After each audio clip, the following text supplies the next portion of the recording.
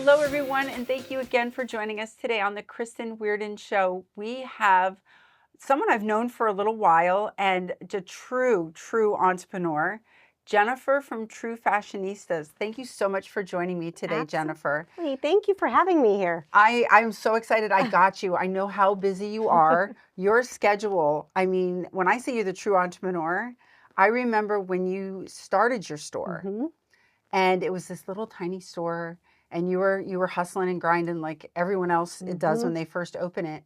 And now you have how many square feet? It's 13,000 square feet. It's making it the largest lifestyle resale store in the state of Florida. That is, yay! Congratulations. Thank you. No, I love seeing people grow. And I like knowing where they come from, how they got there in that growth. So I'm going to backtrack a little bit. Sure.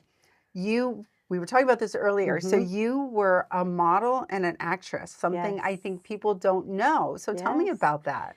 Oh my gosh. So back in the day, I was actually a Miss Petite Minnesota, and that kind of started my entire career in modeling and acting. From that, I ended up on Shop NBC. I ended up, which is a home shopping channel. Right. I ended up doing commercials for Radisson. I modeled for Target and a number of other places, and really fell in love with the industry and did that up until the time we moved to Florida.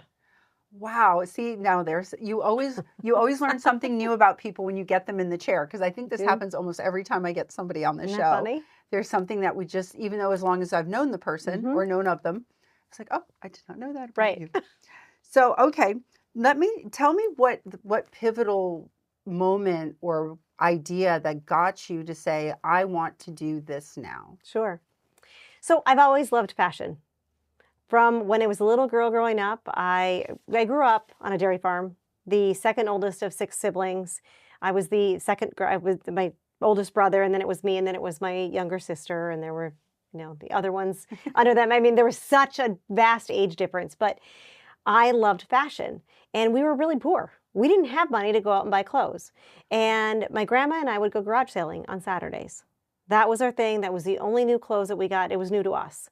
And she would remake them. My mom would remake them so that they fit us. And it really started at a really young age, my passion for fashion and looking for a bargain. And never left my being. No matter what I did, I always went back to that. So I feel like starting True Fashionistas was just a natural progression of who I am as a person to the core. And it just started from there, really. Wow, that again, I've seen this with some very successful entrepreneurs where they started somewhere and they ended up in a place that was really kind of core where they came from, and they turned it into a blossoming entrepreneurial business. So there's a thing out there for those of you who don't understand or are worried, like, I don't know where I'm going to go. You might not know, but there's probably a purpose in your life that you're doing right now that leads you to your entrepreneurial spirit. If that's your path. Right, exactly. And how I look at that is sometimes you don't know what it is until you can take that time to step back and look at it.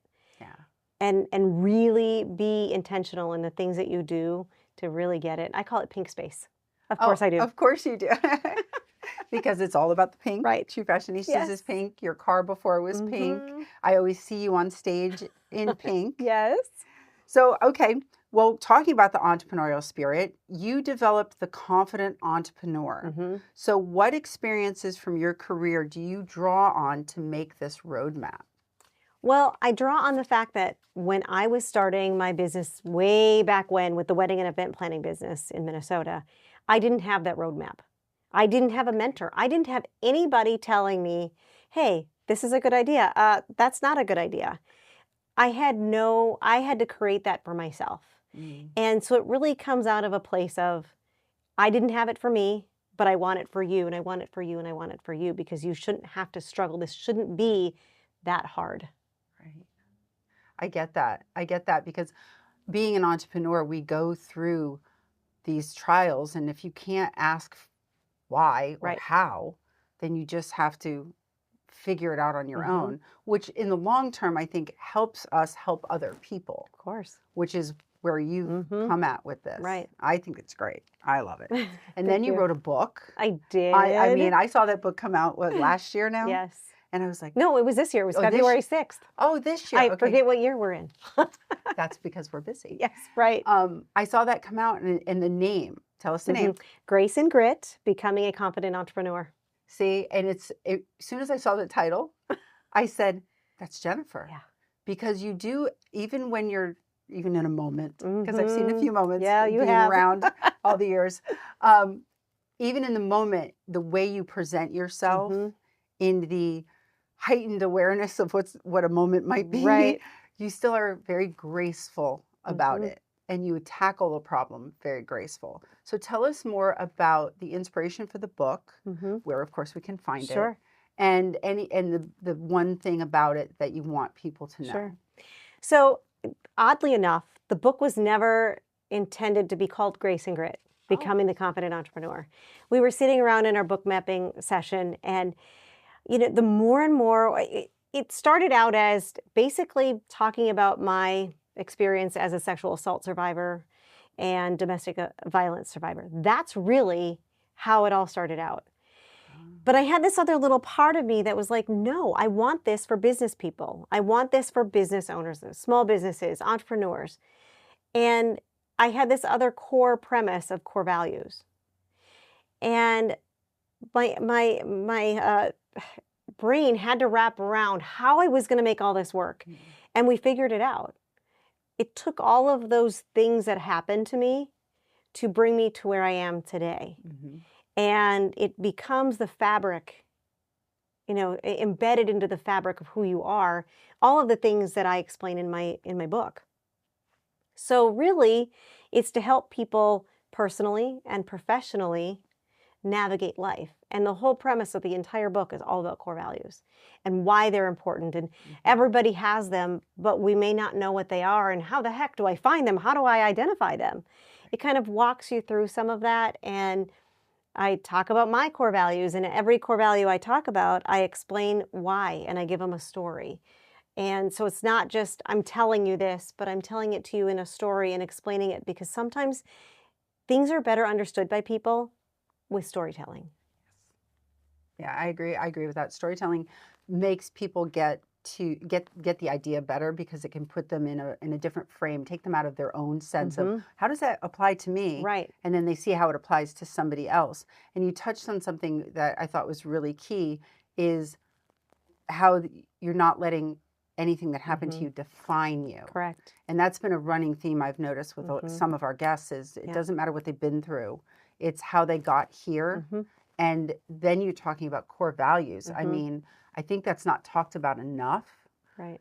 Because what I see happening is if people don't know where they stand on something, then it's easy for them to get pushed around. Either in business, if you don't know your direction based on your core values, like I'm going to go here, then a salesman comes in, and they sell you on something that doesn't align. It's probably not going to work. And it's so true. And when I'm looking back at my life, I can see the key areas in my life where I didn't know who I was. So I say, if you don't know who you are or what you stand for, how can someone else? Like, back in the day when I went through the sexual assault and the domestic violence, I didn't know who I was. I was young. So I stood beside the wrong people. Then in different parts of my business, I stood behind the wrong people. The people that didn't have my back, the people that didn't have my best interest or my company's best interest at heart. And, some people think of, core values, that's just fluff. But it's not. If you know who you are as a person, you are running a company, your core values are going to be very similar to the core values of you as a person. You're going to be able to attract not just the right customers, but the right employees, the right vendors, the right people to surround yourself with in your life. And that is more than any training can ever teach you. Well, it gives, I'm so glad we're talking about this, because it really gives you a place, if you're not sure, you can go back to it. I know in my coaching, we talk about that quite a bit, is if you're not sure, go back to your core values. Figure out what your value system is. I'm not here as a coach to judge that. Right. They're your values. But if somebody walks into your life, or some product, place, or thing walks into your life, you can say, how does that align? Yes, exactly. And I truly believe it attracts, if you, like a confused mind doesn't buy. Yes. Well, a confused entrepreneur, if you don't know your direction and you don't know who you are, then what you're going to get is a bunch of confused people. Exactly.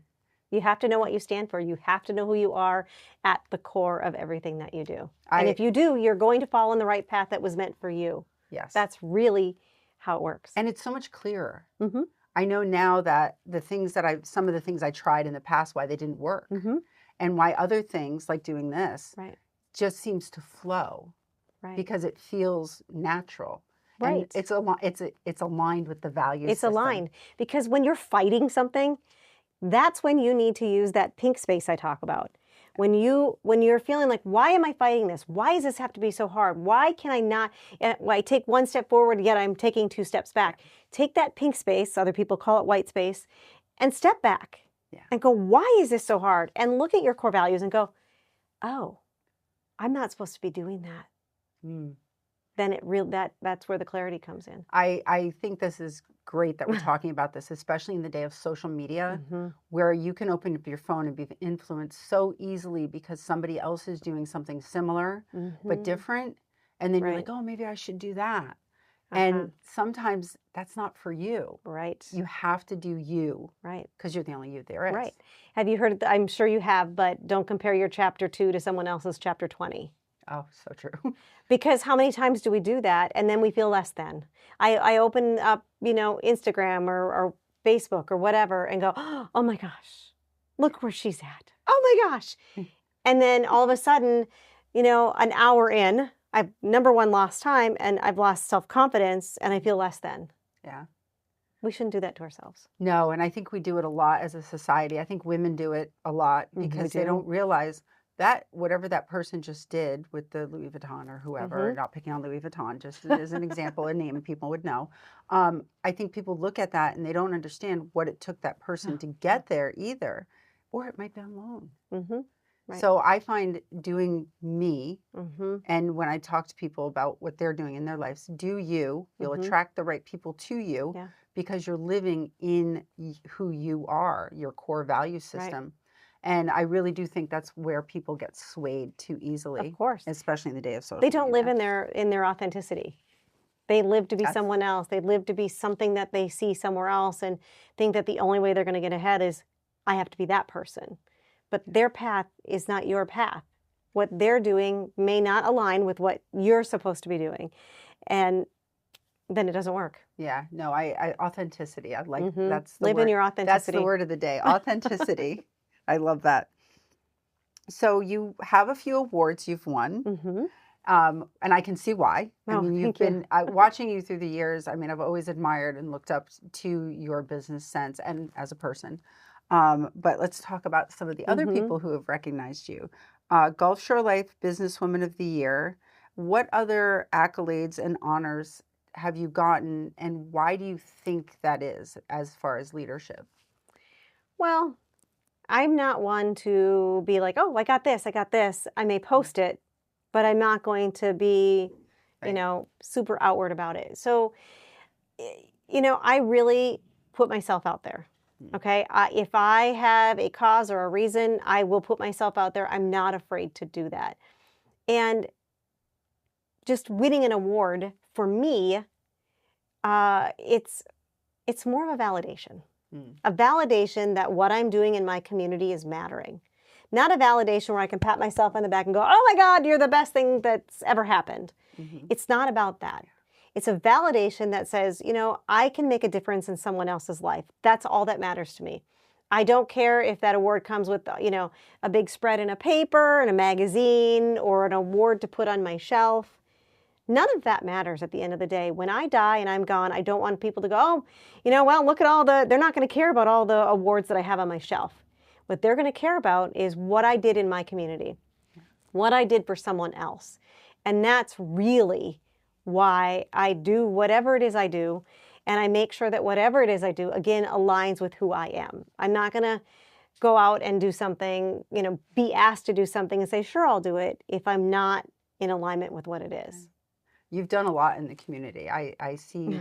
I see it because obviously I follow you. But I like that you are one of those people who gives back. We do have some people in the community who they come, and I've been here since 78. Mm-hmm. We won't talk about A how lot old I am. longer than I have been here. I've been here since then. And looking at the community as a whole, Mm-hmm. I think those of us who give back to the community, I think we make it part of who we are. Mm-hmm. We are not from here originally, but we've adopted it as Mm-hmm. home. And I just get frustrated, and this isn't, some people may not know how to give back. I will say that. They're just Right. not sure where to start. Right. But I see some businesses come in here, and then they take the money and leave. Mm-hmm. And I would like to see more businesses get involved on a local level, especially after this last hurricane. Absolutely. I saw some give, and then I saw some retreat. Mm-hmm. And I was like, ooh, I think when you put yourself out there, it comes back to you. It does. That's my And philosophy. I actually have a whole course around this in my Small Business Academy. It's about growing your business with your community. And I believe so wholeheartedly in it, but I also believe that you do need to be humble. Okay? Mm. If that's who you are, that's one of my core values, is being humble. I'm not going to go out there and go, Yeah. look at me, I did this, and tell everybody in the world that we gave to this charity, or we did this, no, I'm not going to do that, because why do you need to evangelize that you've done that? I don't care. Yeah.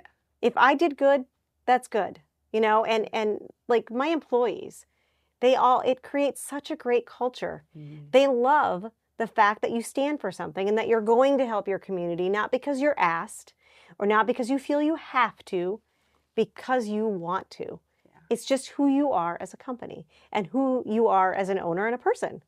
Well, and I think with the employee part, I think nowadays the newer employees are really looking in this new culture coming Mm-hmm. out into the business world. They really have grown up with and are very interested in who they're working for and what they are giving back to the Mm-hmm. community. And I know with True Fashionistas, it's sustainable Mm-hmm. because it is resale. Right. But then what else are you doing? When they see that, I think, especially because some of them are young, Mm-hmm. it gives them something to kind of look up to and say, oh, that's a good idea. Mm-hmm. And you plant seeds for the next generation. Right. To start giving Right. back. They want to believe and know that they're part of something bigger. There's one thing to get a paycheck and their benefits, but besides all that, there's only so much you can do with that. They want to know that I'm doing good for my community and I'm doing it with my employer. I don't have to be expected to do it all on my own. It makes them feel good, and that's important. They want to know that they're giving back to something. I agree with you so much. This is like two friends talking over coffee, really. Exactly. Because we are so aligned in that way. And I really see it because my daughter's 24 or 26. Sorry, Olivia. She's like, why is it that when we're older we want to be younger, when we're younger we want to be older? I don't know, but she is part of things now that she wants to feel like there's a purpose other than a paycheck. Yes. And I think that's nice. It is. I think it's good for our community and our world. It sure is. Absolutely it is. So tell me about your public speaking. We're going to take a total shift here because I started thinking you've done a lot of public speaking recently. Tell me how you feel about public speaking. I know some people out there are afraid. Any tips you could give people? Because you've really, I've just seen a lot of it lately, and I love that. So I love public speaking. In fact, growing up, I wanted to be a TV news anchor. Still is my dream. So anyone out there hiring, please let me know. That has always been my dream. And that was derailed because of the ex-boyfriend who threatened to kill me. And if I went to school, I had a scholarship for it and all that.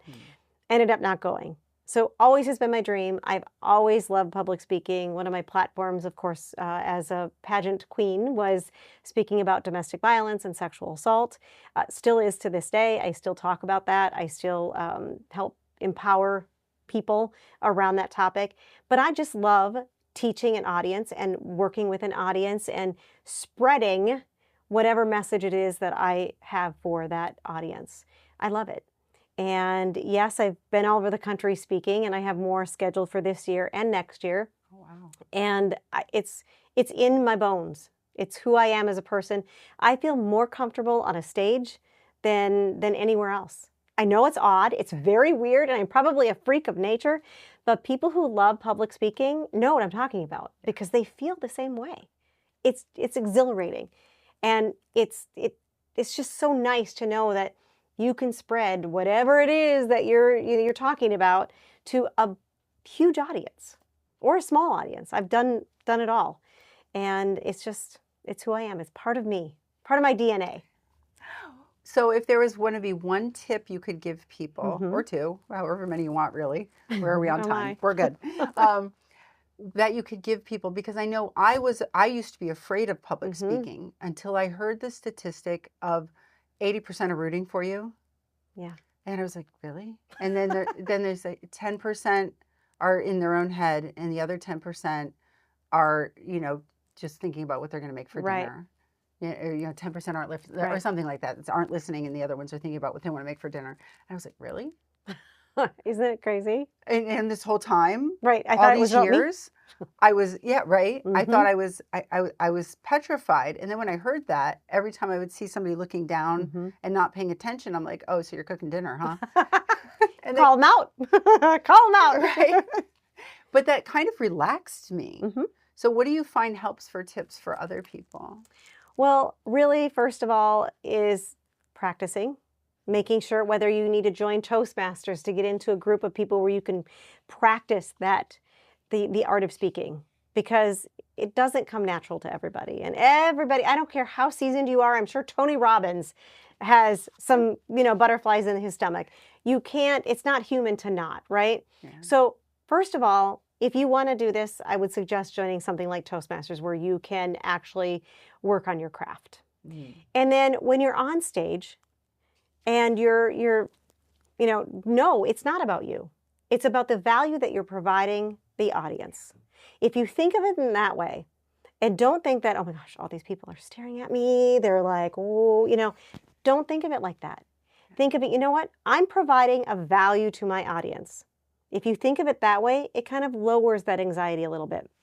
And the last tip would be, give it 2 minutes. Being on stage, you walk up and you're just like all jittery and all nervous and all scared. Give it 2 minutes. Being on that stage and talking, it will all melt away. It's magic. I don't know why that happens. I agree. You get on stage and then you're all of a sudden like, okay, I'm good. There's no one coming at me.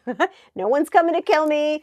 I'm not, this is not going to kill me. I got this. And then you do realize that the audience is there to listen to you. Yes, there will be some that are out there making their dinner list. But for majority, they're listening and they want to know what you have to say. Yeah, the 80-20 rule, majority are listening, are listening. Yeah. But it's true, nobody's coming to get you. No. And it You're not going to die. It subsides. It does subside. It does. The one time I did, only time I've done a big room like this, 500 people. And all of a sudden I had my banner on and I looked down and I'm like, oh my gosh, they're actually listening because my boobs aren't showing. See, right? Yeah. Like, up here, people. Because I had a suit on. So I'm like, why these people are actually looking? They're dressed conservatively. Always. Maybe that's tip number 4. I don't know. Yeah. Definitely be careful what you wear when you're on stage. Nothing too short, things like your skirt, things like that. Yeah. That's another one. We'll do a whole session on that one. So True Fashionistas. So you've got the book, you're doing your coaching, your public speaking. So where are we headed with True Fashionistas? What's on the horizon? I really want to grow that business so that it's nationwide. Wow. Not sure how we're going to, it takes baby steps. 14 is, yes, that's, we're rooted, but that doesn't mean you go out and get a big head and just start, dropping them everywhere. We have to be very calculated in what we do. So we're looking at more stores and where we can strategically place them. And so that's kind of the natural progression of the brand. We're already national on our website, but True Fashionistas has gotten a lot of press lately. And that's the whole goal, is to take it national. I think that's an excellent idea. But, you may be 14, but you've expanded. First you had your one location. Yes. Then you doubled in size. We did. And then you moved to the new location, which was triple or quadruple in size. Probably quadruple. I can't, Yeah, it's math. Math's not my strong suit. It's wait a minute. It's a math thing. It's a square footage thing. Yeah. But so it's not like you stayed in one place for 14 years. You've constantly looked at the horizon and grown, looked at the horizon and grown, looked at the horizon and grown. So I think it's doable. I also think your model is great. Thank you. And the minute that we get stagnant, the minute that we think we've arrived somewhere, we're done. So I've never had the mentality of, okay, this is all we're doing. This is good for me for right now. I've always been that bigger thinker, and sometimes that bites me in the butt. It has more than once. I've come up with stuff, and my husband looks at me, he's like, you are freaking nuts. No, I'm just a big thinker. And then it flops and it doesn't work, and we all have those, right? If you didn't know it, you would go back. You mean entrepreneurs make mistakes? We do. Can you believe that? That's wild. I have a saying, nobody's perfect. And it just, you have to just go for it. You have to see if something works. And that's another theme in some of our entrepreneur guests have been, sometimes we try stuff and we think it's going to work. And then the next thing we know, it fails miserably. Yes. But what came out of that? It's a learning lesson. There, or another idea, or you met somebody along the way who's now part of your team or part of your path. I mean, I've heard some amazing stories of some epic failures.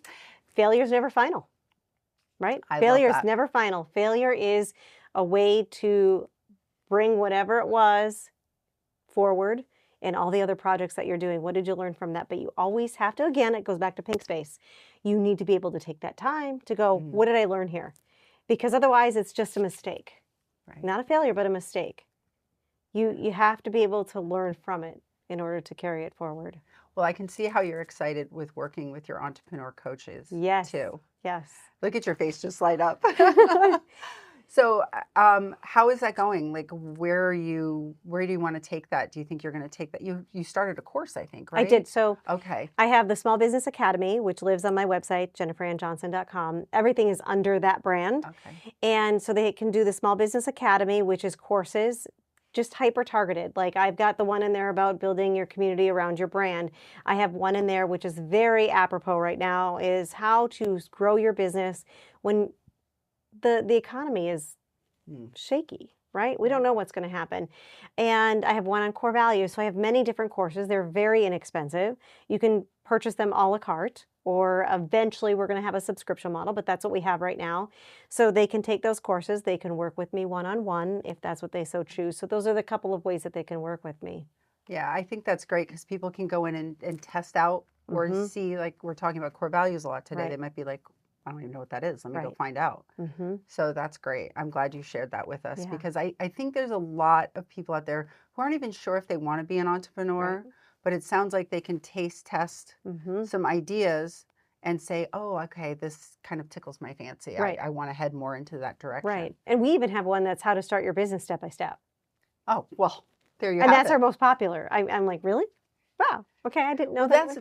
That's enlightening though to hear, because that means a lot more people are considering taking that step.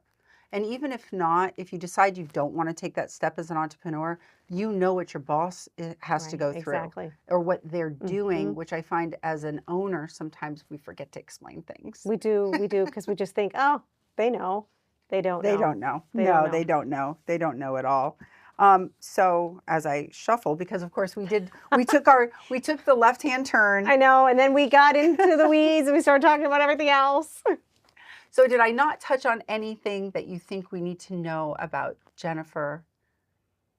I have a podcast. Oh, that's right. Here we are on our podcast. Let's talk about yours before we close out. We're in our third season. It's The Confident Entrepreneur. You can find it on anywhere that you would find podcasts. And I interview guests mainly around small businesses. It may be successful entrepreneurs, or it may be how to, with marketing, or how to with accounting, but it's all really aimed at small businesses. And we're going into our third season this year. That's exciting. So, yeah. I've been by your place and you can see your studio in there. Right. And it looks amazing. Thank you. It's a nice setup. I'm a little jealous, but I think it's a great setup for sure. And what's it called again? The Confident Entrepreneur. Confident Entrepreneur. Okay. We had a little background noise. I want to make sure you all know, check out Jennifer's podcast on all the podcast platforms that you can also find our show. And all about The Confident Entrepreneur too. Yes. And the book. And the book. Which can be found on Amazon. Amazon. They can stop into the store to purchase it. They can buy it on the True Fashionistas website. Oh, gosh. And they can buy it on my website, jenniferannjohnson.com too. So you can find Jennifer everywhere. I can tell you that from experience. I open my Facebook and there she is. She's doing something fabulous. So thank you so much, Jennifer, for joining us today. Thank you. And thank you everyone out there for joining us on today's show, The Kristen Weardon Show. As I mentioned before, you can find us on all the podcast platforms as well as YouTube, iHeartRadio, and look us up, look Jennifer up. And of course, you can find out more about Jennifer. Her description and information will be in the episode byline. I will see you all on the next episode of The Kristen Weardon Show soon. Bye-bye. Life is a journey filled with challenges, but those challenges don't have to hold you back. They can be stepping stones to something greater, a life of hope, joy, and purpose. Hi, I'm Kristen Weardon, and my passion is helping you unlock your inner potential, no matter what your past may look like. Your past does not need to define your future. Whether you're recovering from a difficult relationship or trying to overcome the challenges of your backstory, I'm here to guide you every step of the way. I offer a range of services tailored to fit your unique needs, everything from one-on-one coaching, group coaching, to foundation building challenges, and even accountability check-ins. Together, we can create a path that leads you to the future you deserve.